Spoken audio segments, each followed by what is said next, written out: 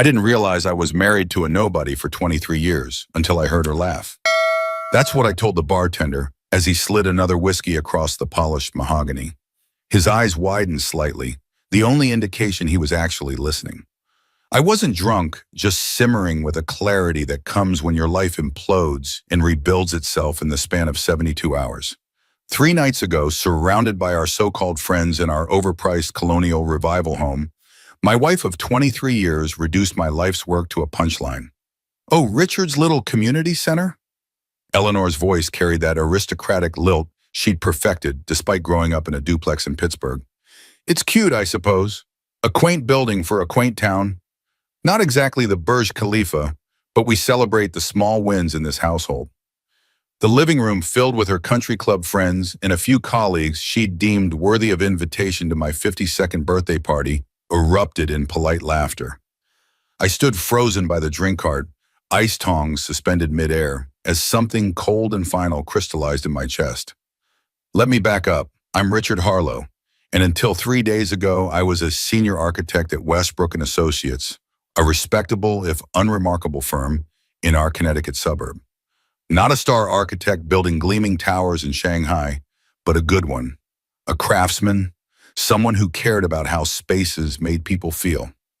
For 2 years, I'd been working on the Millfield Community Center project, a multi-use space with a library wing, senior center, and youth recreational facilities. It wasn't glamorous, but it mattered. I'd poured everything into making a space that would serve real people, not just impress architectural journals. And I'd won. After competing against 3 larger firms, my design had been selected. The town council announcement had made the local paper that morning, my birthday. I'd brought the clipping to show my colleagues at the party, feeling for once a sense of professional pride that Eleanor might actually share. But as I watched her holding court in her St. John knit dress, diamond tennis bracelet catching the light as she gestured dismissively, I realized something fundamental. Eleanor had never seen me. Not really, not in all our years together. "He's been absolutely obsessed with this little project," she continued, accepting a canapé from a passing server. "Working late, sketching during dinner. You'd think he was designing the next Guggenheim rather than a glorified rec center with a few books." Marjorie Stanton, whose husband managed a hedge fund that had probably lost half its clients' money in the last quarter, tittered. "Well, we all need our hobbies, don't we?" "Precisely," Eleanor smiled, her professionally whitened teeth gleaming. "Though I keep telling him he should mug up golf. At least then he might network with someone who could offer him a position at a more prestigious firm." I set down the ice tongs with a deliberate clink that made heads turn. The room quieted expectantly. Eleanor's face remained perfectly composed, but her eyes, those calculating blue eyes, registered a flash of annoyance at the interruption. "More drinks, darling?" she asked sweetly. I smiled back, a stranger's smile. "Actually, I think I'll take a rain check," suddenly feeling a bit under the weather. "Oh no," she said without a hint of concern. "Should I call Dr. Milstein?" "No need, just need some air. Please, everyone, enjoy yourselves." I walked out of my own birthday party, got into my sensible Audi, and drove. Not aimlessly, I knew exactly where I was going. To the site of my little project, the empty lot where the Millfield Community Center would soon stand. It was dark when I arrived, just an open field with survey stakes and construction barriers. I sat in the car for a long time, staring at the empty space, thinking about fullness and emptiness, about 23 years of a marriage that had somehow hollowed itself out while I wasn't looking. Eleanor and I met at a gallery opening in Manhattan, back when I was fresh out of Yale's architecture program, full of ambition and ideals. She was stunning, sophisticated, an art buyer for a major corporation. I was mesmerized by her confidence, her taste, her ability to navigate social situations I found intimidating. We married quickly, too quickly, I see now. I thought we shared values. I thought she saw something in me beyond potential social currency. The early years were good, or seemed good. She encouraged my career, pushed me to apply for better positions, to network more aggressively. When I didn't advance as quickly as she'd hoped, the first hints of disappointment appeared, so subtle I barely noticed. "Westbrook is fine for now," she'd say, "but you're too talented to stay there forever." Only I did stay. Because I liked the work, the colleagues, the balance that allowed me to actually design rather than just chase clients. I thought she'd made peace with it, but sitting there in the dark, I realized she'd never accepted it. She'd just been waiting for me to become someone else. Around midnight, I drove to our bank and parked outside. In the glow of the dashboard lights, I opened my banking app and looked at our portfolio. Eleanor had never taken much interest in our investments. That was my domain. For years, I'd carefully managed our money, building a robust portfolio that had weathered recessions and market fluctuations. Our joint accounts held just over 2.4 million, the result of disciplined saving, smart investments, and an inheritance from my parents. Eleanor had always referred to it as our retirement fund or our nest egg, but it had never been ours in the sense that she participated in building it. She spent, I saved. She decorated our home with expensive art and furnishings. I funded the investment accounts. I sat there for nearly an hour, thumb hovering over the transfer button. Was I really going to do this? Was this who I had become? A man who would empty joint accounts in the middle of the night? Then I heard her voice again. Not exactly the Burj Khalifa, but we celebrate the small wins in this household. I pressed the button, transferred everything except $50,000 to a new account I'd opened at a different bank earlier that day. Not theft, I left her enough to live on while we sorted things out, but reclamation of my work, my dignity, and yes, my money. When I got home, the house was quiet. The caterers had cleaned up, the guests gone. Eleanor was asleep, her eye mask in place, breathing evenly. I gathered some clothes, my laptop, and a few personal items, then went to my study to write her a note. Eleanor, it began, I've taken some time to reflect on our marriage and have come to a conclusion. You don't respect me, my work, or what I value. I've moved the majority of our investments to secure them while I establish my own firm, something I've wanted to do for years, but never pursued because I was trying to meet your expectations. I'm not disappearing, and we'll need to discuss this through lawyers, but I won't return home for the foreseeable future. I've left enough in our joint account to cover immediate expenses. I signed it simply, Richard, placed it on the kitchen counter where she'd find it with her morning coffee, and left. As I backed out of the driveway of our home for what I suspected would be the last time as its resident, I felt neither triumph nor despair, just a curious lightness, as if I'd set down a heavy object I'd been carrying for decades. And that's how you ended up here at 1 a.m. on a Tuesday? The bartender asked, refilling my water glass. The whiskey remained untouched. I needed clarity, not numbness. Not directly, I said. That was 3 days ago. I spent the first night at the Marriott downtown, called in sick to work yesterday, and spent the day making calls. By noon, I'd secured a small office space in the Davenport building. By 3, I'd registered Harlow Architecture as an LLC and transferred most of the funds to its business account. By 5, I'd spoken to a divorce attorney, and by 7, I'd received 27 increasingly frantic messages from Eleanor. The bartender let out a low whistle. She noticed the money. She noticed the money, I confirmed. Not my absence, the money. The first message had been casual. Richard, where are you? Call me. By message 10, I just checked our accounts. What the hell have you done? Call me immediately. By message 20, this is theft, Richard. I'm calling the police if you don't call me back right now. I'd finally responded with a single text. Not theft. Speak to Bradley Morris at Morris & Weinstein if you have questions. I'm safe but won't be coming home. Then I'd turned off my phone and gone to dinner alone at a restaurant Eleanor had always deemed too pedestrian for our social standing. I'd ordered a burger and savored every bite. Damn, the bartender, Mike, according to his name tag, said softly. That's cold. Was it? I asked, genuinely curious. Colder than publicly humiliating your spouse on his birthday? Colder than treating 23 years of marriage like an investment that failed to yield adequate returns? Mike considered this as he wiped down the bar. Fair point. So what's next? Besides divorce, I mean. Tomorrow I start looking for staff. I need a junior architect, an office manager, and eventually a draftsperson. I'm going to focus on public and community projects.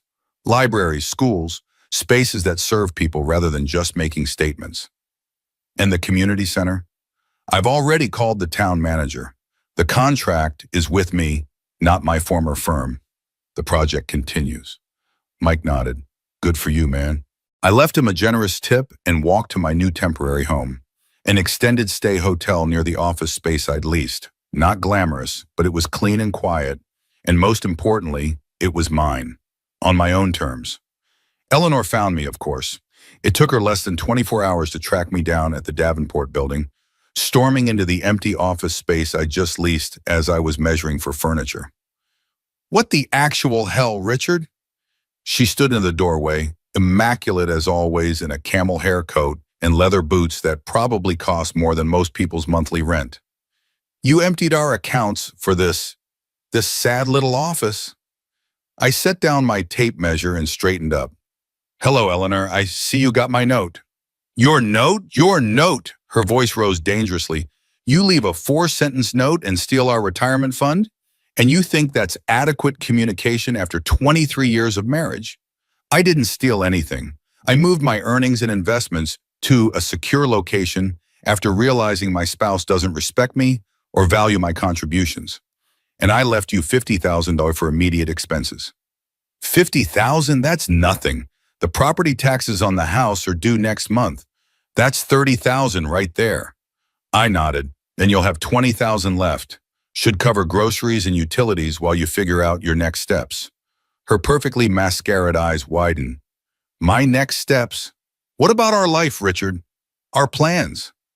You mean your plans, I corrected gently. Your plans for me to somehow transform into a celebrity architect with my name on skyscrapers. Your plans for us to vacation in places where you might be seen by the right people. Those were never my plans, Eleanor. You just never bothered to ask. She took a step forward, changing tactics. Her voice softened, and she reached out to touch my arm. Richard, darling, I know I said some thoughtless things at your party. I'd had too much champagne. You know I'm proud of you. I stepped back, removing my arm from her reach. Don't, just don't. I heard exactly what you think of me and my work. After all these years, I finally heard the truth. Her face hardened. The truth? You want the truth? The truth is I've spent 2 decades watching you settle for mediocrity when you could have been exceptional. I pushed you because I believed in you. And this is how you repay me? By having some pathetic midlife crisis and opening a boutique firm to design park benches and public toilets?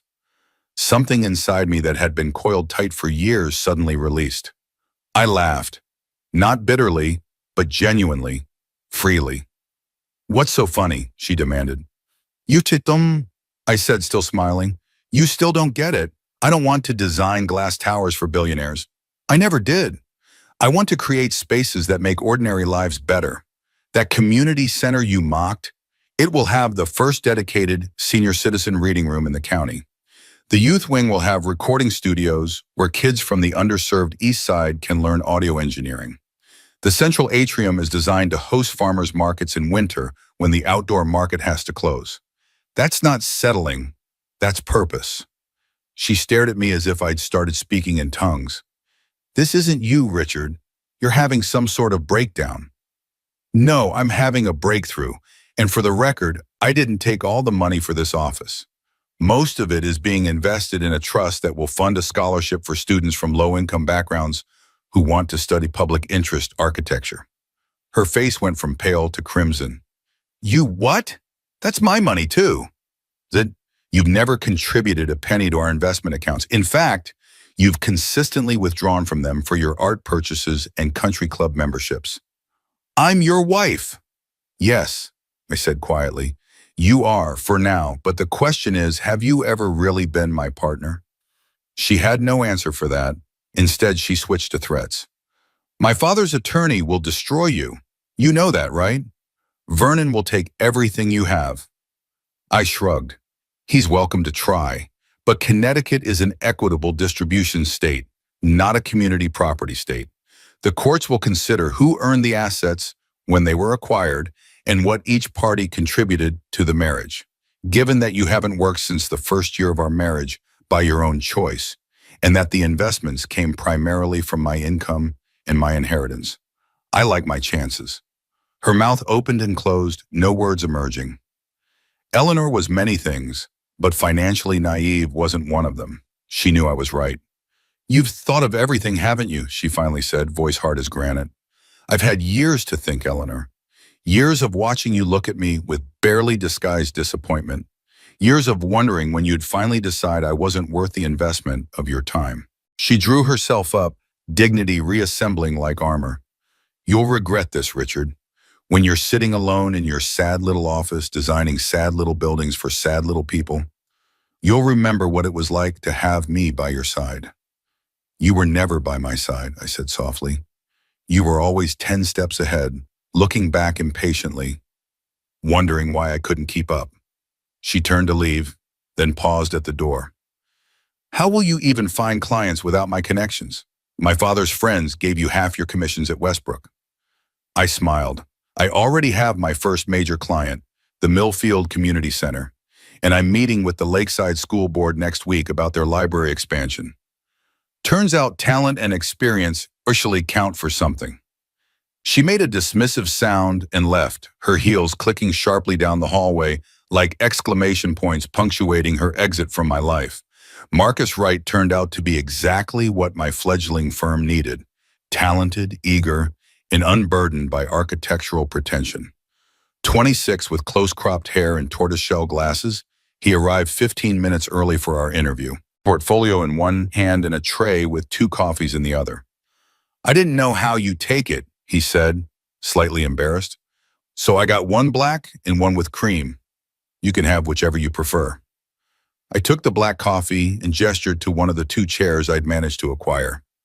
The office was still mostly empty, just a desk, 2 chairs, and my drafting table.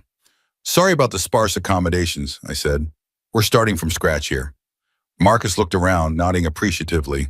"Great bones, though. Those windows are fantastic. Northern exposure, perfect light for drafting." He was right, of course. Despite my hasty leasing decision, I'd managed to find a space with excellent natural light, a critical feature for an architecture firm. We talked for nearly 2 hours. He walked me through his portfolio. I told him about my vision for Harlow architecture. And somewhere along the way, it stopped feeling like an interview and more like a conversation between colleagues. "So why me?" he asked finally. "I'm just graduating. Surely you could attract more experienced architects." I considered this because you haven't been taught to compromise yet, and because your thesis project on intergenerational public spaces aligns perfectly with what I want this firm to be about. He looked down at his coffee cup, clearly pleased. Most firms weren't interested in that project. Too community-focused, not enough aesthetic innovation, whatever that means. "It means they've forgotten why buildings exist in the first place," I said. "Not as monuments to architects, but as spaces for human lives." Marcus studied me for a moment. "Can I ask you something personal, Mr. Harlow?" "Richard, please. And yes, go ahead." "Why now? You had a solid position at Westbrook. Why leave to start your own firm at this point in your career?" It was the question I'd been expecting since he walked in. The architectural community in our region was small. Rumors about my abrupt departure from Westbrook and my equally abrupt separation from Eleanor had undoubtedly already begun circulating. I told him the truth about Eleanor's comments at my birthday party, about my midnight revelation, about reclaiming my investments and my professional identity in one decisive 72-hour period. As I spoke, his expression shifted from surprise to understanding and finally to something like admiration. "That's," he began, then paused, searching for the right word. "That's courageous." I shook my head. "Not courage, survival." I realized I was slowly disappearing into someone else's idea of who I should be. Another few years, and there might have been nothing left of the real me. Marcus nodded slowly. "My dad was an architect too. Corporate buildings mostly. Hated every minute of it, but kept at it for 30 years because it paid well and pleased my mother. Died of a heart attack at his drafting table at 58. His last words to my mom were, 'I should have built what mattered.'" The words hung between us, heavy with implication. "I'm sorry about your father," I said quietly. Thanks. I think he'd be proud that I'm sitting here with you now. Marcus straightened in his chair. So do I have the job? I smiled. You had the key when you recognized the quality of the Northern Light. But yes, officially, Harlow Architecture would like to offer you the position of junior architect. The salary is probably less than you'd get at a larger firm. I'll take it, he interrupted. When can I start? How about now? I need help picking out office furniture. He grinned. Lead the way, boss. The next few weeks passed in a blur of activity. Marcus and I worked long hours setting up the office, reaching out to potential clients, and finalizing the Millfield Community Center plans. I hired a part-time office manager, Diane, a semi-retired former school administrator with an organizational mind that bordered on clairvoyant, and contracted with a professional drafting service for our overflow work. Eleanor, meanwhile, had moved from threats to action. As promised, her father's attorney, Vernon Stanfield, sent an aggressive letter demanding the immediate return of all marital assets unlawfully appropriated. My own attorney, Sophia Mendez, responded with a detailed accounting of the funds, their sources, and a preliminary proposal for divorce settlement that was fair but far from the wholesale capitulation Vernon had demanded. One Tuesday afternoon, as Marcus and I were reviewing revisions to the community center plans, my phone rang. Eleanor. I hesitated, then excused myself and stepped into the hallway to answer. Richard, she said without preamble, we need to talk, in person, no lawyers. I don't think that's a good idea, Eleanor. It's about the house. I have a potential buyer, but I need your signature to proceed with the sale. This surprised me. You're selling the house? I can hardly afford to keep it with what you left me, can I? Her voice was bitter. The property taxes alone will deplete that pitiful $50,000 in no time. I leaned against the wall, processing this. The colonial on Maple Street had been Eleanor's pride and joy.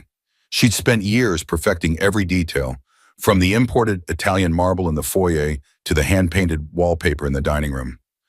Where will you go? I asked, surprising myself with the question. My sister has a guest house in Greenwich. I'll stay there until the divorce is settled and I receive my rightful share of our assets. Her sister Charlotte had always disliked me, viewing me as insufficiently successful for her precious younger sibling. No doubt she was now enjoying Eleanor's tales of my treachery and breakdown. Fine, I said after a moment. I can meet you at Bradley's office tomorrow to sign whatever needs signing. Not your lawyer's office, she countered. Neutral ground. The Westfield Hotel lobby, noon tomorrow. I should have refused. Should have insisted on the presence of counsel. But some part of me wanted to see her, to confirm that my decision had been the right one. All right, noon tomorrow. She hung up without another word. When I walked back into the office, Marcus glanced up from the blueprints. Everything okay? Just divorce stuff, I said, trying to sound casual. Meeting Eleanor tomorrow to sign some papers for the house sale. He raised an eyebrow. Want some free advice from a child of divorce? Sure. Don't go alone. I laughed. What do you think she's going to do? 'Cause a scene in the Westfield Hotel lobby? His expression remained serious. I think when people feel cornered, they do unpredictable things. Take your lawyer or a friend. Just don't go alone. I waved off his concern, but his words stayed with me. That night, I called Bradley Morris and filled him in on the meeting. This is irregular, Richard, he said, disapproval evident in his tone. All communications should be going through counsel at this point, especially with disputed assets in play. I know, but it's just about signing papers for the house sale. Eleanor loves that house. If she's willing to sell, she must really need the liquidity. Bradley sighed. At least let me draft a limited power of attorney for you to sign regarding the house sale. That way you're protected if this is some kind of ploy. I agreed, and he emailed me the document an hour later. I signed it, scanned it, and sent it back, feeling slightly foolish about the precaution, but figuring it couldn't hurt. The next day I arrived at the Westfield Hotel precisely at noon. The lobby was busy with the lunch crowd, business meetings at the small tables, tourists checking in, hotel staff moving efficiently through it all. I spotted Eleanor immediately, sitting in a corner banquette, elegant as always in a navy dress and pearls, a folder on the table in front of her. As I approached, I noticed she wasn't alone. A man sat beside her, his back to me. Something about the set of his shoulders seemed familiar. Eleanor saw me coming and leaned over to say something to her companion. He turned, and I felt a jolt of recognition and betrayal so powerful I nearly stumbled. James Westbrook, my former boss and mentor. The man who had hired me fresh out of graduate school 27 years ago. He rose as I reached the table, his expression a mix of discomfort and defiance. "Richard," he said, extending his hand. I ignored it. "What's this about, Eleanor?" She smiled, that same cold smile I'd seen countless times at charity galas and dinner parties when she was about to outmaneuver someone socially. "Richard, don't be rude. James has kindly agreed to mediate our little financial situation. As a neutral third party who knows both of us well." "There's nothing neutral about this," I said flatly. "And there's nothing to mediate. Our lawyers are handling everything." James cleared his throat. "Richard, please sit down. I think we can resolve this reasonably without dragging it through the courts." Reluctantly, I sat, keeping my briefcase on my lap rather than setting it down, a subconscious signal that I wouldn't be staying long. "Let me guess," I said, looking between them. "James has offered to buy out my shares in the investment accounts at a discount, providing Eleanor with immediate liquidity while I get to keep my little firm. Is that about right?" Eleanor's momentary flicker of surprise told me I'd hit close to the mark. "Actually," James said, "I've offered Eleanor a position as our firm's new client relations director. It comes with a substantial salary and benefits package that would help her maintain her standard of living while your divorce proceeds. I've also expressed interest in acquiring Harlow Architecture and bringing you back to Westbrook as a named partner." I stared at him, genuinely shocked. "You can't be serious." "It's a generous offer, Richard," Eleanor interjected. "James values your talent, even if you're determined to waste it on community centers and libraries." The contempt in her voice when she said community centers and libraries crystallized everything I'd been feeling since my birthday party. This woman who had shared my bed and my life for over 2 decades fundamentally despised what I valued most. "No," I said simply. "No," James repeated, as if he hadn't heard correctly.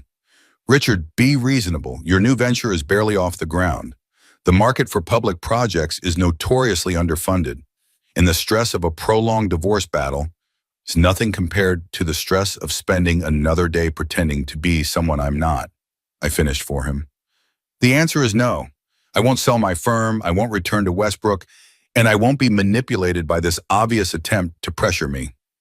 Eleanor's composure slipped. "Obvious attempt? Do you have any idea what you've done to me? I've had to cancel my membership at the club. I had to return the gown I bought for the Philharmonic Gala because I can no longer afford it." "I'm playing the world's smallest violin," I replied, surprising myself with the sarcasm. "You're staying in your sister's guest house in Greenwich and worried about gala gowns. Meanwhile, I'm living in an extended stay hotel and building something meaningful. I know which situation I prefer." James looked between us, clearly uncomfortable with the personal turn the conversation had taken. "Perhaps we should focus on the immediate issue of the house sale," he suggested. I turned to him. "Why are you really here, James? Eleanor and I haven't been particularly close to you and Catherine socially in years." He shifted in his seat. "I told you as a neutral—" "Cut the crap," I interrupted. "You fired me the day after I gave notice, effective immediately, despite my offer to stay through the Millfield project transition. That doesn't strike me as the action of someone interested in being neutral." Eleanor's eyes narrowed. "He fired you because you betrayed the firm by taking the Millfield project with you, a project you developed while employed at Westbrook using Westbrook resources. A project that was awarded to me personally, as specified in the town council's contract," I corrected. "I checked with their legal department before proceeding. The contract is with Richard Harlow, not Westbrook and Associates." James looked pained. "The ethics of the situation are debatable, Richard. Not according to the American Institute of Architects Code of Ethics, they're not. But that's not why you're here." I studied his face, seeing past the professional mask to something else. "You're worried about what exactly? That I'll take more clients? That I'll hire away your best people? Or is it something else?" A muscle twitched in his jaw. "I've built Westbrook over 30 years. We have a certain reputation, a certain clientele. Your new direction, could be seen as a repudiation of the work we do. And there it was. James wasn't concerned about Eleanor or even primarily about the Millfield project. He was worried about what my departure and new firm symbolized, a rejection of the corporate architecture his firm specialized in. It's not a repudiation, James, it's a different path. There's room in the world for both glassed office towers and community centers. Not in this economic climate, he retorted. Public funding for infrastructure and community projects is being slashed everywhere. You're setting yourself up for failure and dragging others down with you. That young man you hired, right is it? Promising talent, deserves better than to have his career begin at a firm that won't exist in 6 months. Something hardened in me at the mention of Marcus. That young man chose Harlow Architecture precisely because we're doing work that matters to him. Not everyone measures success by the height of a building or the size of a commission. Eleanor made a dismissive noise. How noble. I'm sure that will be a great comfort when you're filing for bankruptcy. I'd had enough. I stood up, clutching my briefcase. This meeting is over. Eleanor, I've signed a limited power of attorney for the house sale. My lawyer has it. Contact him to complete the transaction. As for the rest of our financial situation, that will be handled through proper legal channels. I turned to leave, then paused and looked back at James. Oh, and you should know, I met with Douglas Chen from your office yesterday. He starts at Harlow Architecture next month as our senior designer. James's face flushed dark red. Douglas was his protege, the rising star of Westbrook's design team.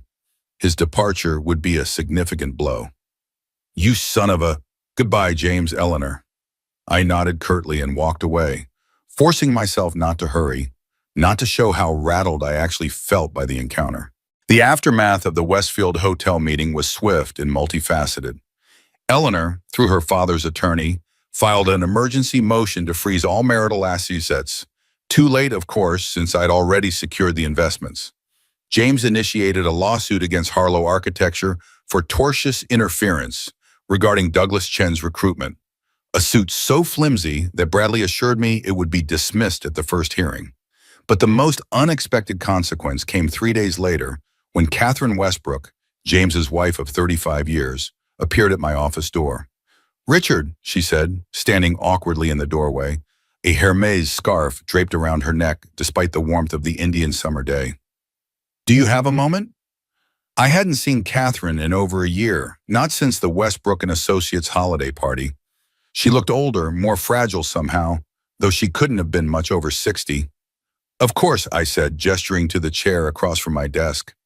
Would you like some coffee? She smiled faintly and shook her head. No, thank you. I won't stay long. She hesitated, twisting her wedding ring. I wanted to apologize for James's behavior. The lawsuit, the meeting with Eleanor. It was inappropriate. He knows that now. I raised an eyebrow. Does he? I made it clear, she said, a hint of steel entering her voice. James has many admirable qualities, but he's always been territorial about the firm. He took your departure personally, which it wasn't. Was it? No, I said truthfully. It was about me, not Westbrook. The firm was a good place to work for many years. She nodded, seeming relieved. That's what I told him. And the lawsuit, it's being withdrawn. Today. I've already spoken to our attorney. This was unexpected. Catherine, I appreciate that, but why are you here? James could have called himself, or had his lawyer contact mine. She looked down at her hands, then back up at me with an expression I couldn't quite interpret. Because I understand what you did. With Eleanor, I mean. Not the financial part. That's between you two. But the leaving, the starting over. Something in her tone made me study her more carefully. Catherine had always seemed the perfect corporate wife, elegant, supportive, socially adept. But sitting in my sparsely furnished office, she suddenly seemed like a different person entirely. You do? I asked cautiously. James and I married right out of college, she said, her voice taking on a distant quality. He was brilliant, ambitious. I was studying art history, planning to work in a gallery or museum. But then he started the firm, and we agreed I would manage the social side of things, client dinners, networking events. It made sense at the time. 40 years later, she continued, And sometimes I look in the mirror and wonder what happened to the woman who could spend hours discussing the brushwork in a Caravaggio. She gave a small, self-deprecating laugh. Sorry, I didn't come here to unload my midlife crisis on you. It's fine, I said, strangely moved by her candor. I understand more than you might think. She met my eyes. I know you do. That's why I'm here. To tell you that what you're doing, it takes courage.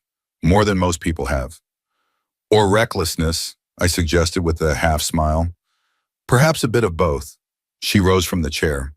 I should go, but the lawsuit will be withdrawn, and I've asked James to stay out of your affairs going forward, professionally and personally.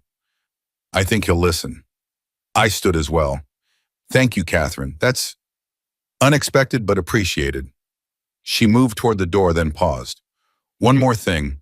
The Millfield Community Center. I saw the designs in James's office before. It's beautiful work, Richard. Truly. I hope you'll invite me to the opening. I will, I promised, surprised and touched by the request. 6 months later, on a crisp spring morning, I stood before the newly completed Millfield Community Center, watching as the mayor prepared to cut the ceremonial ribbon. The crowd was substantial. Town officials, community members, local press, and of course the entire staff of Harlow Architecture, which had grown to 7 people. Marcus stood beside me, practically vibrating with excitement. This was his first major project completion, and his contributions to the final design had been significant. Douglas and Layla were there too, now married and recently returned from their Italian honeymoon, which had coincided with our firm's trip to the Florence conference. Ladies and gentlemen, the mayor was saying, today marks the beginning of a new chapter for Millfield. This center represents not just a building, but a commitment to community, to shared spaces, to the belief that when we come together, we create something greater than the sum of our parts. I scanned the crowd, feeling a surge of pride.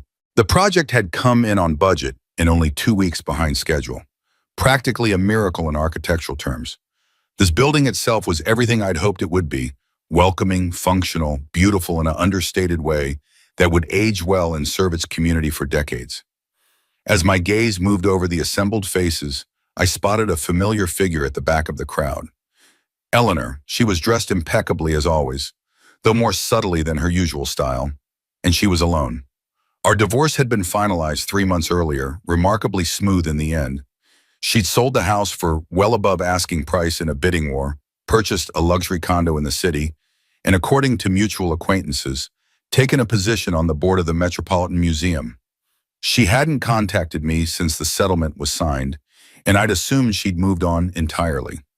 Yet here she was at the opening of the glorified rec center she'd once mocked. The mayor was still speaking, listing the various facilities within the center and thanking the key players involved in its creation. I half listened, my attention drawn to Eleanor as she stood silently at the edge of the gathering. And now, the mayor announced, I'd like to invite Richard Harlow, the architect whose vision made this extraordinary space possible, to say a few words before we cut the ribbon. A round of applause pulled me back to the moment.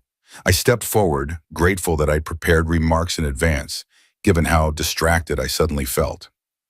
Thank you, Mayor Collins, and thank you to everyone who has supported this project from concept to completion. The Millfield Community Center represents what I believe architecture should be at its best, not a monument to its creator, but a canvas for community life. As I spoke about the design principles, the collaborative process, and my hopes for how the space would serve the town, I found my gaze returning to Eleanor. Her expression was impossible to read at this distance, but she remained listening. A building like this, I continued, succeeds only when it becomes a part of the community's story, when the senior reading room fills with book clubs and conversation, when the recording studios amplify young voices that might otherwise go unheard, when the atrium hosts winter markets that keep local farmers and the artisans connected to their customers year-round. I paused, then added, someone once suggested that buildings like this are small achievements. Perhaps they are, when measured against the skylines of global cities. But I would argue that their impact on individual lives, on community bonds, on the fabric of a town, is immeasurable. Thank you for allowing Harlow Architecture to be part of Millfield's story. The applause was warm and genuine. As the mayor stepped forward with the oversized ceremonial scissors, I glanced back to where Eleanor had been standing. But she was gone, slipping away as quietly as she had appeared. The ribbon was cut, the doors opened, and the crowd surged forward to explore the new space. I stood back, watching as people discovered the features we'd labored over for months. The soaring atrium with its carefully engineered acoustics, the reading nooks tucked into unexpected corners, the youth wing with its vibrant colors and flexible spaces. Marcus appeared at my side, grinning. "We did it. It's actually real." "It is," I agreed, feeling a sense of fulfillment that had nothing to do with professional accolades or peer recognition. "What do you think? Worth leaving Westbrook for?" "Are you kidding? This is why I became an architect in the first place." He looked around at the streams of people entering the building. "I saw her, no, Eleanor." I nodded. "I did too." "Want to talk about it?" I considered the question. "Not really. Some stories just need endings, I think." As we walked through the building, observing how people were already beginning to inhabit it in exactly the ways we'd hoped, I felt a deep sense of rightness settle over me. This moment, this building, these people, was what I'd been working toward my entire career, even when I hadn't fully realized it. Later, as the crowds thinned and the staff began preparing for the evening reception, I stepped outside for a moment of quiet reflection. The spring air was fresh, carrying the scent of newly cut grass and flowering trees.